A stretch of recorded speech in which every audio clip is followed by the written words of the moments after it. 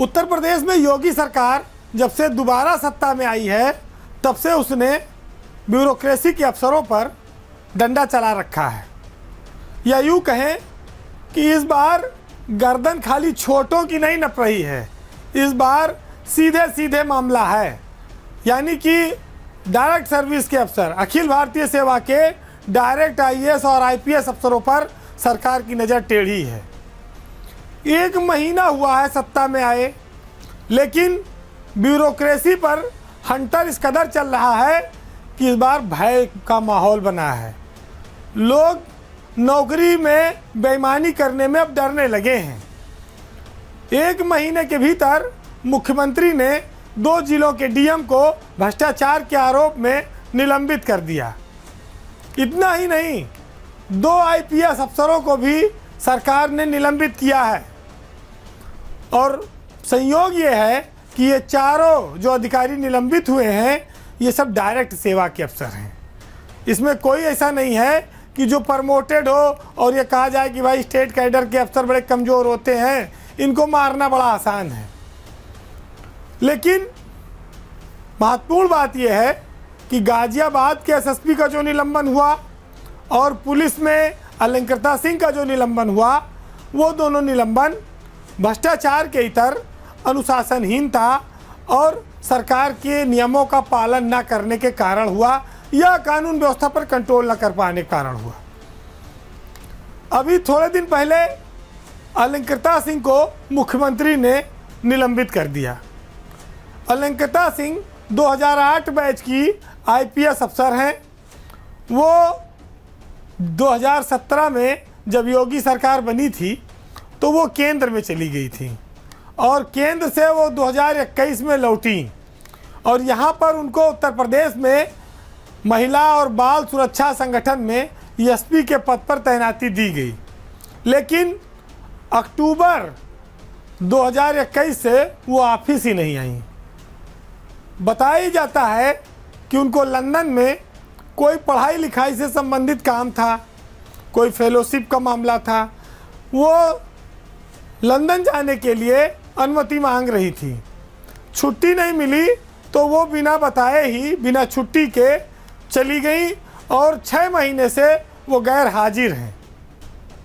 अब आप देखिए कि आईपीएस अफसर सरकार से बिना अनुमति के बाहर जा नहीं सकता, जो भी सरकारी सेवा में है, आईएएस आईपीएस कोई हो, और विदेश जाने के लिए अनुमति ज़रूरी है। वो 4 साल बाद लौटी थी, मन नहीं लगा, वापस चली गई। अभी भी वो लंदन में है।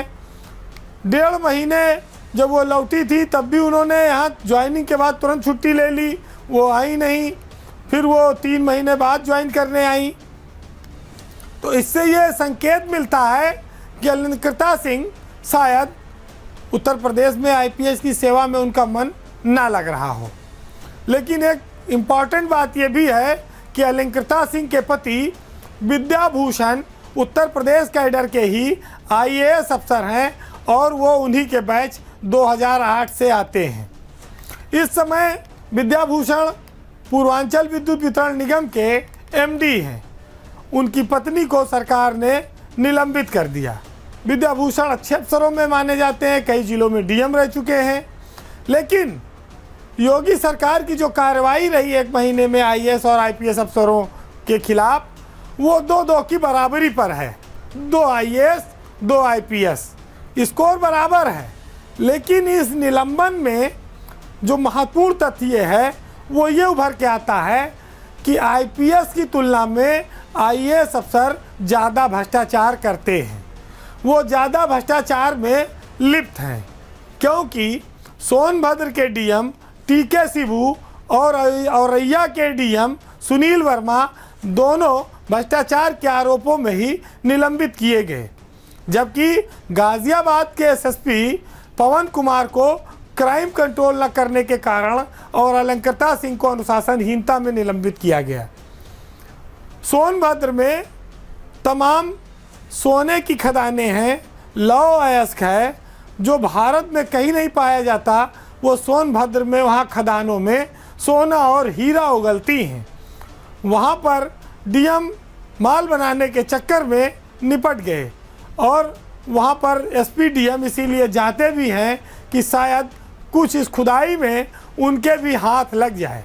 लेकिन योगी आदित्यनाथ की सरकार ने इस बार एक बहुत बड़ा जो उसके ऊपर ठप्पा था वो हटाया है कि वो सीधे और डायरेक्ट अफसरों पर कार्रवाई करने से बचती है, या डायरेक्ट अफसरों को उत्तर प्रदेश की योगी सरकार में पंचम तल में बैठे हुए अधिकारी बचा लेते हैं।